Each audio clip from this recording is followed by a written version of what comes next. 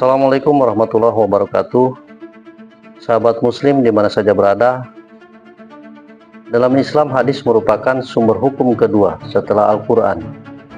Hadis merupakan setiap perkara yang disandarkan kepada Nabi Muhammad SAW,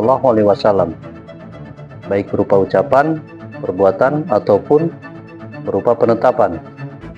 Di dalam ilmu hadis dan kitab hadis, banyak sekali kita jumpai berbagai hadis palsu. Lantas apa saja yang menyebabkan munculnya hadis-hadis palsu tersebut? Mari kita simak. Masa kekuasaan Nabi Muhammad SAW dan para sahabat sebelum masa kekhalifahan Ali bin Abi Thalib, semua hadis adalah sahih. Selain itu, proses penyebaran Islam juga terus dilakukan dan hadis pun terus-menerus disampaikan dari mulut ke mulut dan generasi ke generasi. Hadis Rasulullah SAW adalah perhiasan bagi umat Islam yang menjadi salah satu peninggalan Rasulullah SAW yang sangat berharga. Hingga banyak orang yang ingin memalsukannya. Hadis tersebut lalu dikenal dengan hadis maudhu. Salah satu ahli hadis dari Damaskus menegaskan bahwa hadis maudhu adalah hadis yang dinisbahkan kepada Rasulullah SAW yang sifatnya dibuat-buat dan diada-adakan.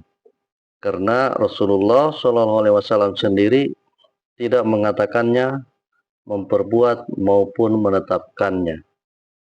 Awal mula munculnya hadis palsu. Dalam hal ini, kebanyakan ulama hadis berpendapat bahwa pemalsuan hadis pertama terjadi pada masa kekhalifahan Ali bin Abi Thalib, tepatnya pada tahun ke-40 Hijriah. Sebagaimana diketahui, pada masa itu terjadi perpecahan politik yang kemudian melahirkan kelompok yang saling berselisih. Ketiga kelompok tersebut yaitu kelompok pendukung Ali, kelompok pendukung Muawiyah, dan kelompok Khawarij. Kelompok Khawarij, kelompok yang pada mulanya pendukung Ali, namun berpaling dan bahkan menentang setelah Ali menerima tahqiq. Masing-masing dari kelompok tersebut berusaha mendukung kelompoknya masing-masing dengan cara mencari argumen pendukung dari Al-Quran dan hadis. Ketika mereka tidak menemukan argumen atau dalil yang sesuai dengan kebutuhan mereka, maka mereka pun mulai membuat hadis-hadis palsu. Dari sinilah awal mula maraknya pemalsuan hadis. Di dalam kitab Usulul Hadis dijelaskan bahwa kelompok yang pertama dan paling banyak memalsukan hadis adalah kelompok Syiah. Sementara kelompok Khawarij mereka sedikit memalsukan hadis. Selanjutnya, penyebab muncul hadis palsu. Selain karena motif politik, seperti yang telah disebutkan, faktor lain yang mendorong terjadinya pemalsuan hadis diantaranya: 1. Usaha dari musuh Islam, kaum zindik. Kaum zindik ini adalah kelompok yang sangat membenci Islam. Mereka berpura-pura menampakkan keislamannya dengan berpenampilan layaknya seorang ulama dan menyembunyikan kekafirannya. Mereka berusaha merusak Islam dengan cara menyesatkan umat dengan membuat hadis-hadis palsu di bidang akidah, ibadah, hukum, dan sebagainya. Salah satu tokoh pemalsu hadis dari kalangan kaum zindik adalah Abul Karim Al-Auja. Bahkan dia mengakui perbuatannya ketika hendak dibunuh, bahwa ia telah memasukkan hadis sebanyak 4.000 hadis.